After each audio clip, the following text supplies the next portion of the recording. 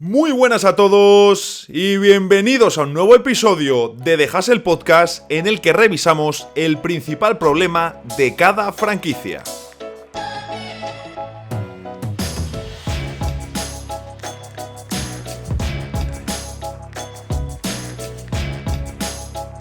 Todos los equipos tienen problemas, ya sean tus Lakers, tu enemigo acérrimo en la NBA, un equipo de ACB, un equipo de Liga EVA o el mío, de Federado.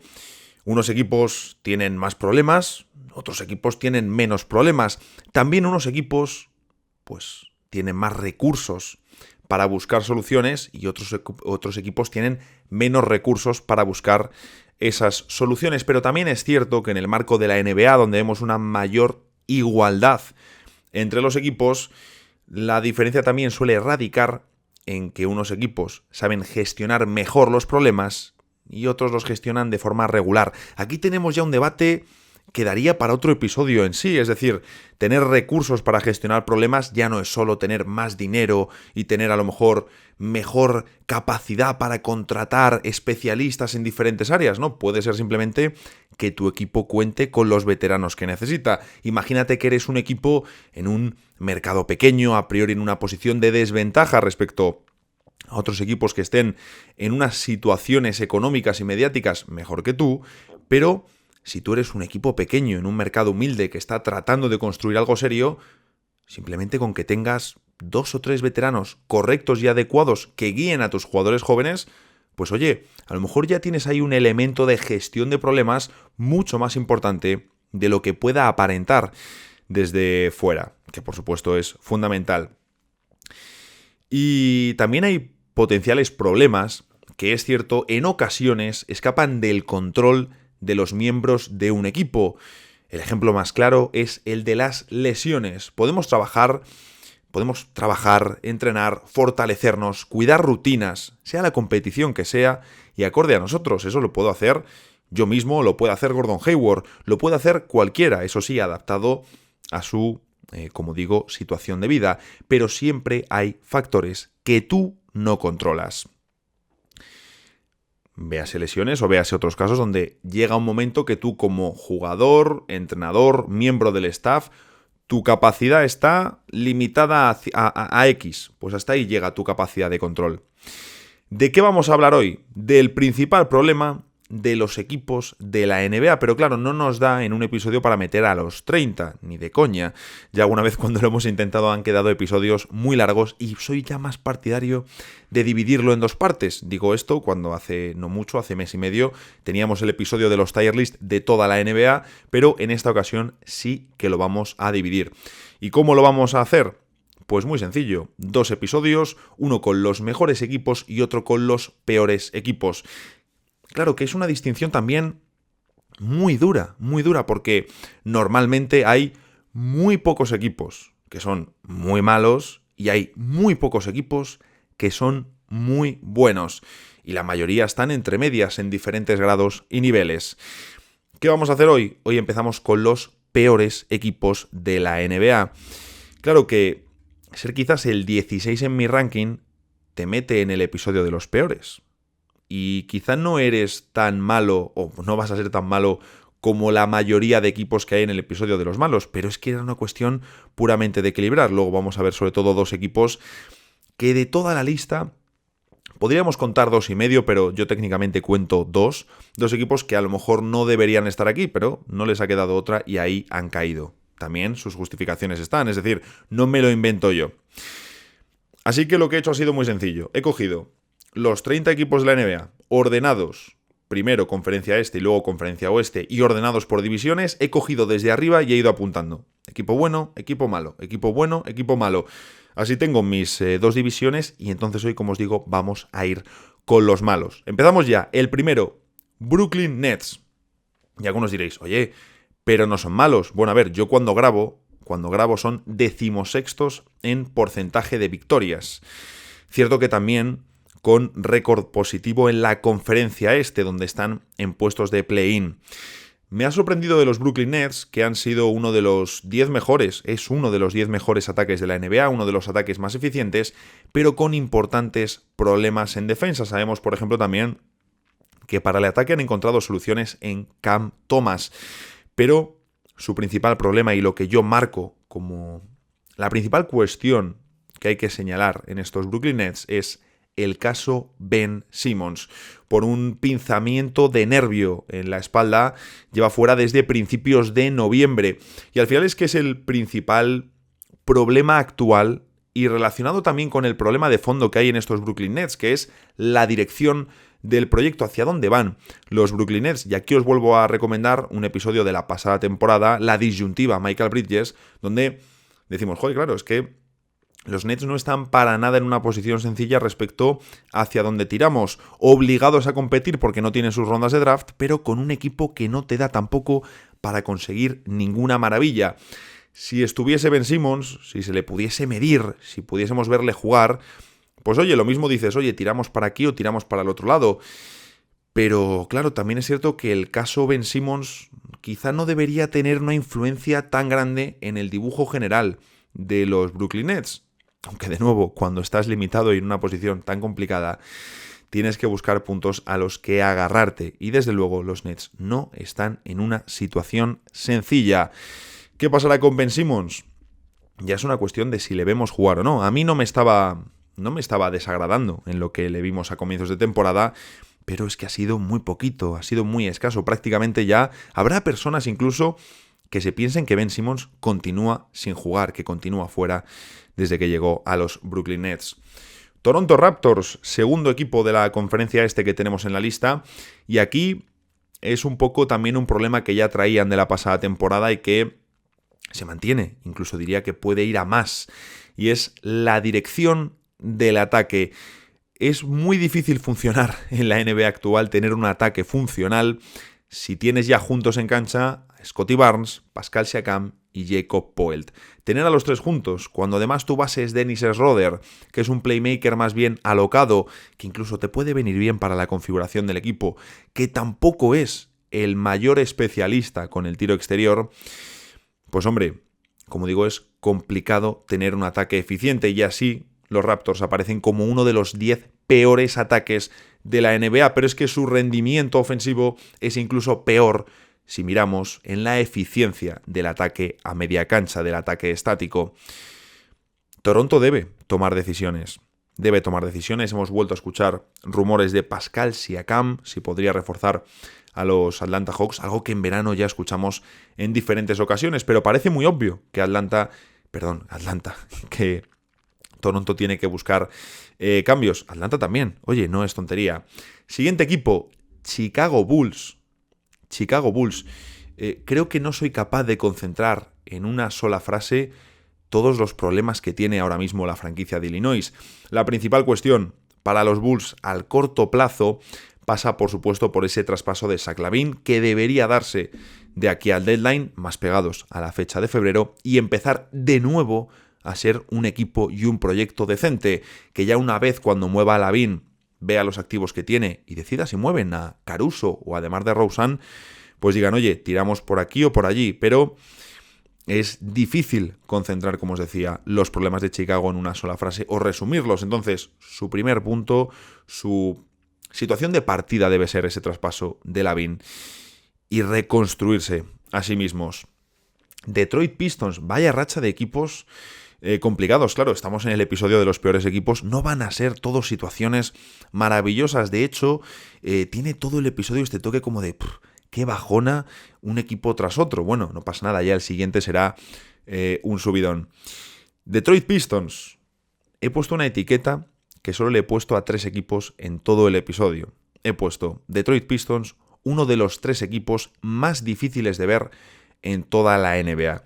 Tienen problemas muy importantes, ya sabemos que no están ganando partidos, pero claro, la cuestión ahora es, oye, ¿y qué pueden hacer los Pistons? ¿Necesitan traspasos para mejorar algo o es ya el momento de decir, vale, mira, da igual, va a ser una temporada horrorosa, terminaremos como uno de los peores equipos de la historia, pero al menos vamos a sacar algo por Bojan Bogdanovic y a ver si alguno de los otros veteranos del equipo puede interesar en un contender? Tienen problemas enormes en la ausencia de tiro exterior, tienen ahí una cuestión importante Y también tienen que configurar la rotación del juego interior y decir, vale, mira, contigo contamos, contigo no, aunque se está viendo de sobra, y tomar decisiones con esos jugadores, que seguro que si das salida a un par de jugadores, metes a un par de veteranos que te puedan ayudar en esos huequitos que te van a quedar esos especialistas, pues oye, seguro que le va a sentar de maravillas al equipo. Y quizá lo que necesitas no es un Bogdanovic, aunque a nivel de rendimiento te viene de perlas y para que los chavales compitan, pero quizá necesitas otra cosa más pequeñita, menos importante, que no te va a dar tanto, pero te va a permitir que los protagonistas de verdad, es decir, los jugadores jóvenes, ganen relevancia y tengan al lado elementos que encajen entre ellos.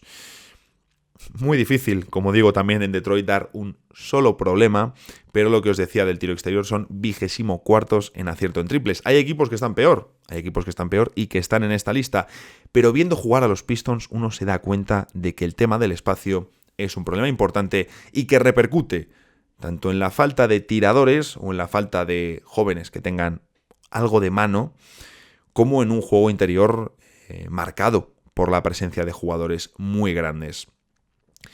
Atlanta Hawks, uno de los mejores ataques y una de las peores defensas de la NBA.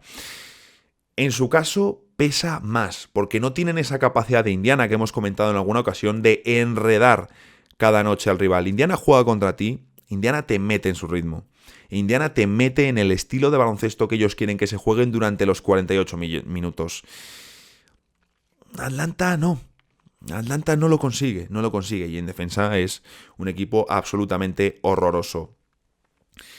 Mi pregunta sobre todo con ellos es ¿hacia dónde van? Porque arrastran los mismos problemas de años anteriores. Y esa es mi gran pregunta general con Atlanta Hawks. ¿Hacia dónde van? Yo creo que además, por lo que ha salido y lo he comentado hace unos minutos, llevan bastante tiempo, desde el verano, buscando el posible traspaso de Pascal Siakam, dar salida a John Collins y meter a Siakam en la ecuación, lo cual, oye, te permitiría dar un paso muy importante hacia adelante. Entiendo que ahí Clint Capela saldría seguro y el equipo se organizaría en torno a Siakam y Trae Young. Luego, por supuesto, con DeJounte Murray al lado. Oye, pues el equipo te da un paso adelante, pero creo que es importante ya que en Atlanta lleguen decisiones de peso, porque Quinn Snyder, pues está muy bien, es un jugador, es un entrenador que te va a permitir darle un puntito más al ataque. Creo que se está viendo este año en Atlanta y era necesario, pero Snyder construyó una gran defensa en Utah Jazz, una gran defensa de temporada regular, porque tenía a Rudy Gobert. No porque él hiciese algo especialmente ingenioso a nivel defensivo. De hecho, luego veíamos en playoffs que era un equipo que, fuera de Gobert, tenía unas limitaciones enormes. Con el propio Gobert sí que las tenías ya, pero porque Gobert tiene esas carencias defensivas. Tú como equipo lo sabes, pero ni Utah tenía el personal, ni Snyder consiguió unas rotaciones que permitiesen tapar esos agujeros de Gobert que conoce todo el mundo. Charlotte Hornets, muy sencillo, las lesiones son mejor equipo que el año pasado, pero sin LaMelo Ball no pueden alcanzar su rendimiento ideal, lógicamente, y ya de por sí, si Charlotte es uno de los equipos más flojetes de la liga, si pierden a su estrella, un jugador que además este año le estábamos viendo dar pasos adelante en su crecimiento y en su fundación como estrella, pues ya es muy complicado. Entonces, es el momento quizá de traspasar a Gordon Hayward, de decir, bueno, mira, otra temporada complicada, LaMelo Ball ha estado fuera, vamos a ver qué podemos hacer. Es que sin LaMelo no puedes construir algo aquí, tal y como está montado el proyecto ahora mismo. Hayward, según diferentes sources de Estados Unidos, está despertando interés de equipos de playoffs. Termina el contrato por 31,5 millones. Lo mismo Charlotte debe tantear en el mercado lo que puede obtener por su veterano alero. Washington Wizards, uy, que le meto aquí un viaje al micrófono. Le he vuelto a poner aquí la etiqueta. Le he vuelto a poner la etiqueta de otro de los equipos más difíciles de ver de la NBA. Nos queda uno. Creo que a ese equipo no se lo he puesto, pero será fácil cuando lleguemos. Bueno, Washington, su principal problema. Fijaros que os diría, es una defensa lamentable. No es la peor por estadística cuando grabo, pero para mí lo peor sin duda, y creo que lo hemos comentado en alguna ocasión, es a nivel de gestos corporales. Es decir, es uno de los peores equipos de la NBA, pero porque el principal problema que irradian, que te emanan como equipo cuando los estás viendo, es una falta enorme de unidad, de química, de piña. Claro, es mucho más difícil conseguir todo esto cuando tu equipo es absolutamente lamentable, pero lo normal es verlo cuando llevas ya bastantes meses de temporada, no cuando acabas de arrancar. Y es que los Wizards nos dejaban esas sensaciones prácticamente ya en la pretemporada. Entonces, un equipo que tiene de todo menos equipo. Yo creo que toman un poco el testigo de los Houston Rockets del año pasado en ese sentido, pero claro, aquí tienes por el medio a Jordan Poole, que le da un toque también más mediático, de lupa encima, de gente que está pendiente, y eso pues a nivel impacto en redes, los vídeos de highlights y tal, es diferente, porque el año pasado los Rockets eran completamente irrelevantes. Portland Trail Blazers, otro equipo del que podríamos hablar de muchas cosas, de muchos potenciales problemas, la lesión de Robert Williams, el rendimiento de DeAndre Ayton, la posición de Chauncey Billups como entrenador, los problemas con el triple, pero yo sobre todo voy a indicar la lesión inicial y el pésimo rendimiento de Scott Henderson. Claro, al final en Portland perdieron a Damian Lillard y tú necesitas dar a los seguidores de Portland motivos para la ilusión. Lo cual, con lo que estamos viendo este año, es muy, pero que muy difícil. Para mí ese es el problema número 1. Utah Jazz, pues precisamente lo que tenían el año pasado y que no tienen esta temporada. Ausencia de un base y un par de veteranos que acompañen a los jugadores que tienen para competir ya.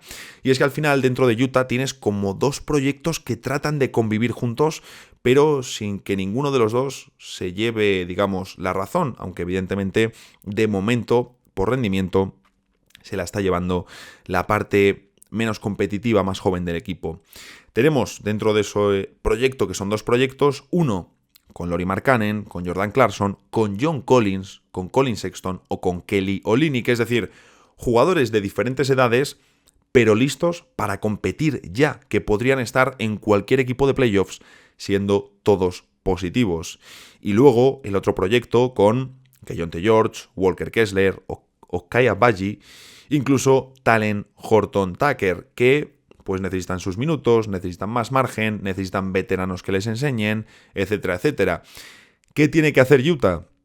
Básicamente definir su posición y su objetivo de cara a 2025. Básicamente para decidir si se tiran al tanking descarado, que ahí pues te interesaría traspasar a uno o a varios de tus mejores jugadores, o si por el contrario buscar movimientos que permitan dar un paso más competitivo, ayudar a Markkanen y compañía. ¡Ojo! Recordemos, y lo comento siempre que hablamos de jóvenes, ayudar a los chavales jóvenes de tu equipo también es enseñarles a competir. Esto es muy importante. Houston Rockets, ¿por qué les metes aquí? Os preguntaréis algunos. Son la cuarta mejor defensa de la NBA y hay un cambio radical respecto al año pasado cuando estoy grabando. Es cierto, sin duda, esto es así, pero sigue siendo uno de los peores equipos del oeste que además debería quedarse fuera del play-in.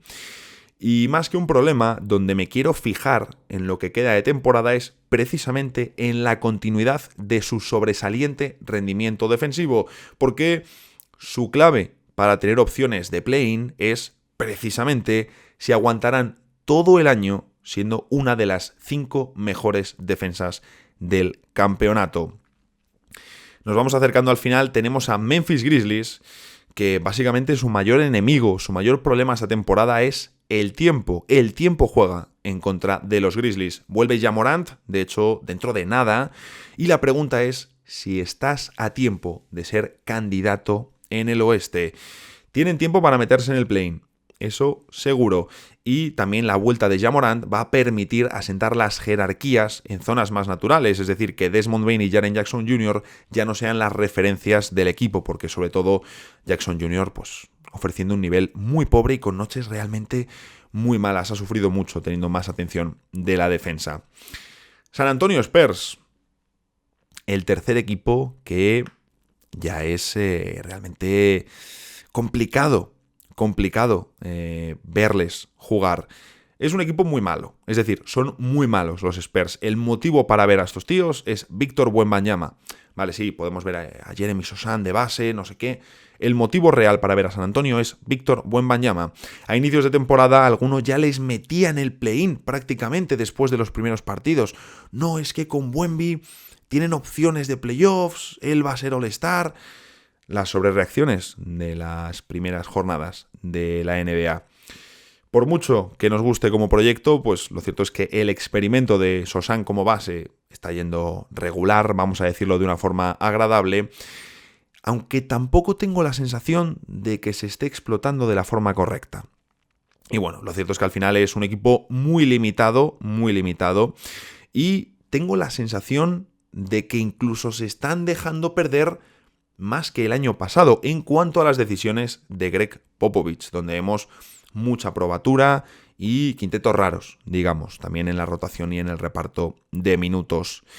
Llegamos a los dos últimos. Golden State Warriors. Os llevaréis la mano a la cabeza, más de uno por encontrar aquí a Golden State, pero como os decía, entre la realidad de la clasificación y sus problemas en el oeste, pues aquí están. Es junto a otro equipo que vamos a ver después para cerrar esta parte principal del episodio, los únicos que han entrado prácticamente más por descarte porque tenía que meter a uno. Es que como os comentaba, si no me quedaba un grupo de 13 y otro de 17, que eso parece que no, pero añade muchos minutos al podcast. Había que equilibrar, así que los Warriors al hoyo. Pero es que además encaja.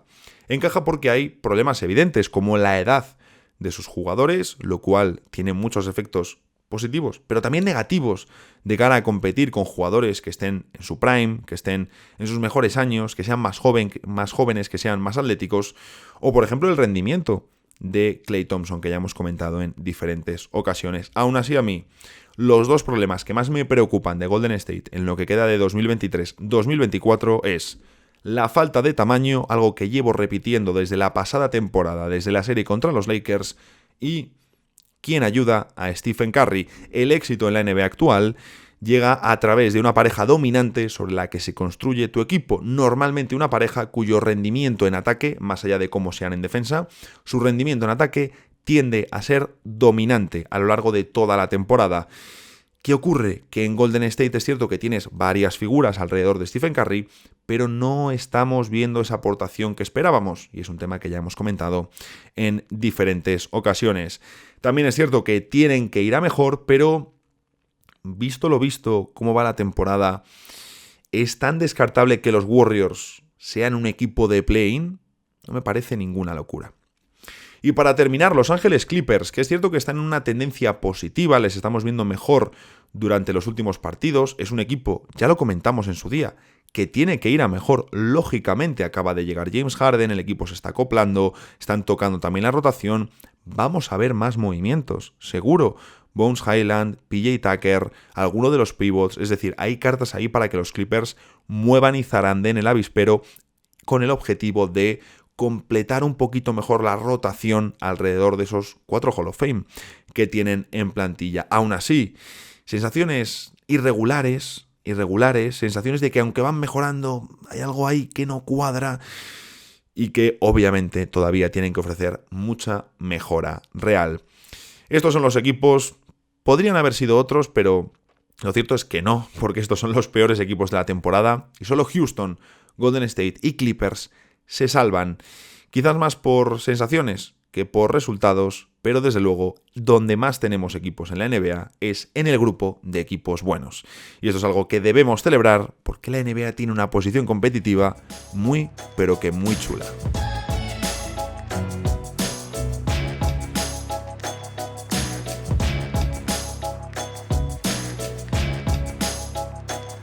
Es jueves y eso en The Hustle Podcast significa que tenemos la sección de noticias.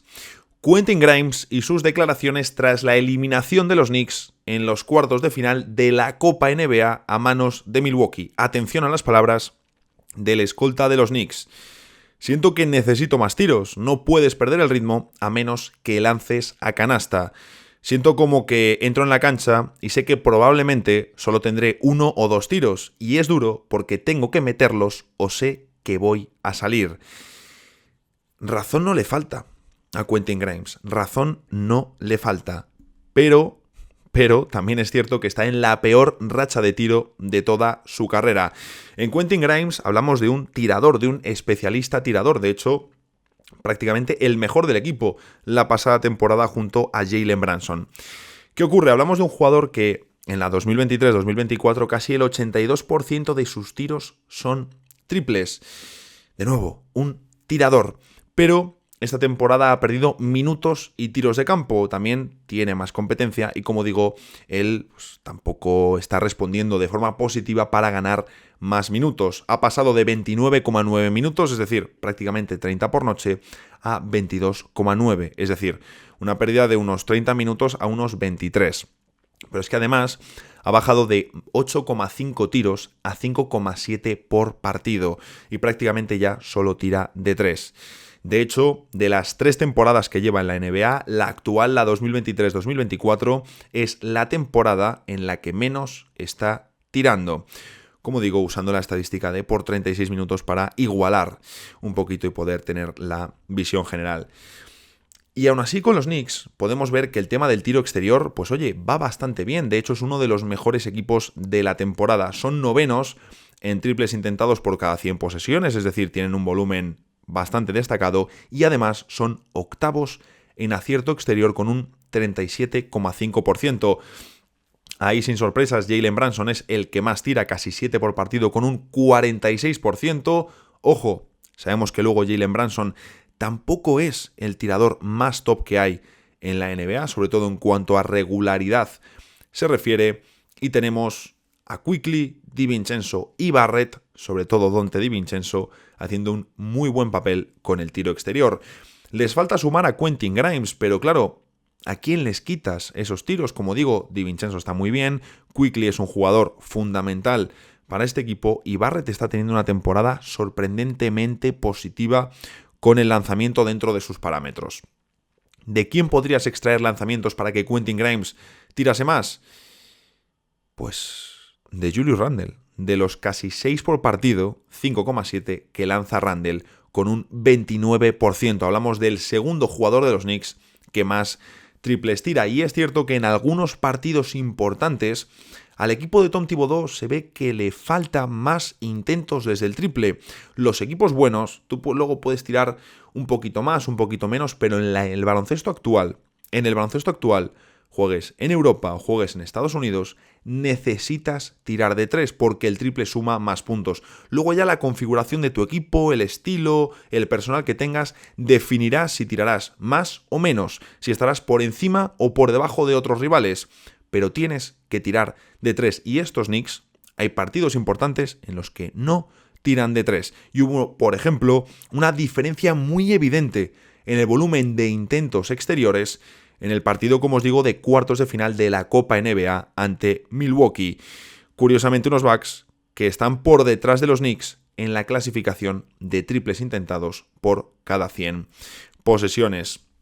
Si los Knicks encuentran el traspaso para mover a Randle y varios activos por un All-Star top, y que encaje ahí, claro, Quentin Grimes o se va en ese movimiento o se lo quedan los Knicks y obviamente gana muchos minutos. Es un 3&D, no digo de los mejores de la NBA, pero sí uno de los que mayor equilibrio tiene entre defensa y tiro exterior y que tiene muy buena pinta para el futuro y la próxima década en la NBA. Los Boston Celtics estarán activos en el mercado de traspasos. Información de Shams Charania. El objetivo de los verdes, no va a sorprender a nadie, es mejorar el banquillo antes del deadline del 8 de febrero.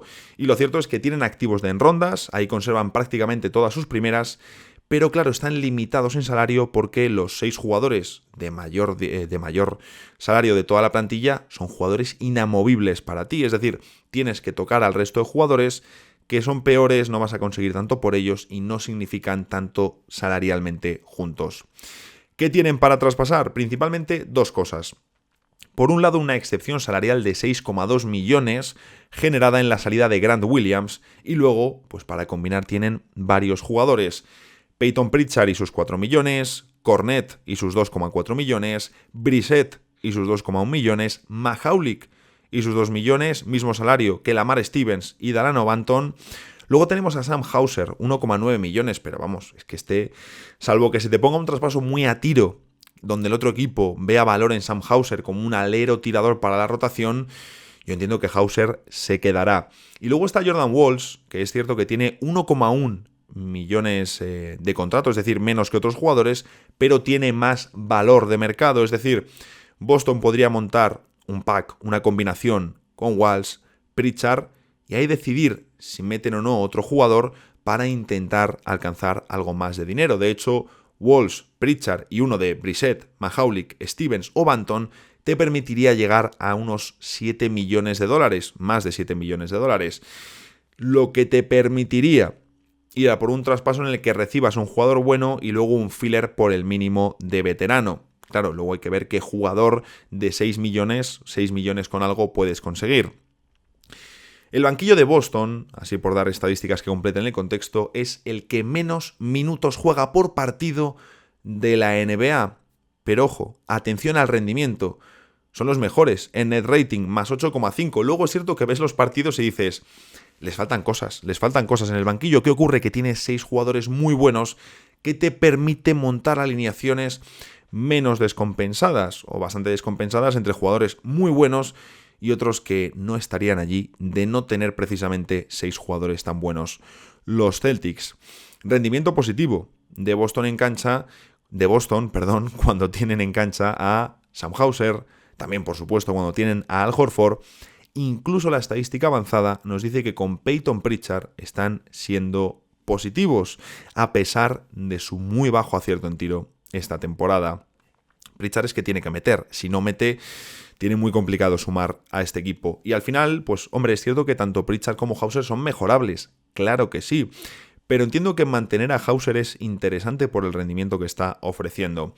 Quedan todavía 2 meses, pero se trata de la última oportunidad para mejorar a nivel de plantilla. Es el gran escenario del deadline y luego, por supuesto, el mercado de cortados, que quizás era más potente hace unos años, pero quién sabe si puede dejar un añadido útil en forma de un jugador para unos 15 minutos en playoffs, que eso, en un contender como estos Boston Celtics, es la diferencia entre dejar huecos para los mismatches, las desventajas, o tener una rotación corta y sólida sin agujeros. James Harden y Daryl Morey, una historia de amor, una historia de odio, de decisiones difíciles y de momentos complicados. ¿Qué pasó realmente entre James Harden y Morey en Filadelfia? Pues tenemos la perspectiva del jugador en esta historia que es digna de los mejores episodios de Game of Thrones y que ha vivido otro capítulo con la entrevista a la barba en The Athletic. Ahí viene a confirmar el guión de la película, ese guión que todos teníamos ya prácticamente formados a raíz de lo que ha ido sucediendo en los últimos tiempos. Y el timeline de lo sucedido en Filadelfia para Harden queda así. Harden debutó con los Sixers en febrero de 2022 y en mayo fueron eliminados de los playoffs por Miami. Luego, a finales de junio, el día 29, rechazó su opción de jugador, pero él sabía que iba a seguir. Casi un mes más tarde, a finales de julio, Harden firmó por 2 años y 68,64 millones, opción de jugador incluida. ¿Por qué? Para dar tiempo y margen a los movimientos de los Sixers, a las decisiones de Daryl Morey. Harden no firmó por el máximo en 2022, aceptó una rebaja salarial en beneficio del colectivo, pero él quería firmar un último contrato máximo. Harden cuenta que son muchos años trabajando con Morey y lo habitual es hablar de cómo mejorar el equipo cuando eran eliminados de playoffs, aproximadamente en las 2 semanas siguientes a haber sido eliminados. Sin embargo, en 2023, y según cuenta Harden, no hubo contacto por parte de un Daryl Morey que le había prometido un máximo salarial. Es decir, que Morey le había dicho a Harden, no firmes el máximo en 2022, danos espacio y yo te pongo el máximo sobre la mesa dentro de un año, en 2023. Harden dice realmente que lo entiende, que es just business y que cada uno ha mirado por sus intereses. sobre su salida a los Clippers. Trataba de conseguir una situación en la que pueda ser pagado y obviamente tener la oportunidad de ganar al más alto nivel. He sacrificado mucho en los últimos años, ya sea en cuanto a rol o en el aspecto financiero, y eso, llegados a este punto, se ha terminado. Solo quiero avanzar y tener la oportunidad de hacer algo de dinero y obviamente ganar al máximo nivel. De todo esto extraigo lo primero, que me creo perfectamente y me encaja que Morey le prometiera un máximo a Harden, sabiendo que lo mismo no se lo daba, incluso que era lo más probable. Realmente Morey lo que consiguió fue el margen de tiempo y de salario para hacer los movimientos y tuvo una temporada completa para medir el rendimiento de Harden, para saber si le merecía la pena meter o no ahí un máximo. Y lo segundo, no les queda otra, es decir, tienen que tirar por esta vía, pero un máximo de Harden en los Clippers, hombre, lo ideal sería que, viendo un rol reducido, al estar con más estrellas y no ser él ni la primera ni la segunda espada, pues firmase una cantidad, no voy a decir que baja ni regalada porque no será así, pero algo que no sea una locura. Me temo que en la realidad estará más cerca de serlo, de ser algo más bien absurdo en cuanto a salario. Dicho esto, tengo todo el mes de diciembre ya pensado, planificado en el podcast. Tengo ideas ya para el próximo año porque es que no me entran. Por supuesto, es un calendario modificable en función de lo que vaya sucediendo en la NBA. Ya sabéis que al final la actualidad manda, pero se vienen episodios muy interesantes en las próximas semanas y alguno que tenemos pendiente ya desde hace también un tiempo. Entramos en el tramo final de año, momento de disfrutar del cierre de la primera Copa NBA y acercarnos de forma irremediable al deadline de febrero. Para nosotros, bueno, hablo aquí en plural, no porque haya un equipo de 20 personas trabajando detrás, sino por nosotros, el deadline es uno de los eventos del año. Uno de los eventos del año, el cierre de mercado. Pero bueno, no quiero adelantar acontecimientos en exceso porque hoy toca ir echando el telón. Así que ya sabéis, nosotros nos vemos por aquí el lunes, en el próximo episodio de The Hustle Podcast.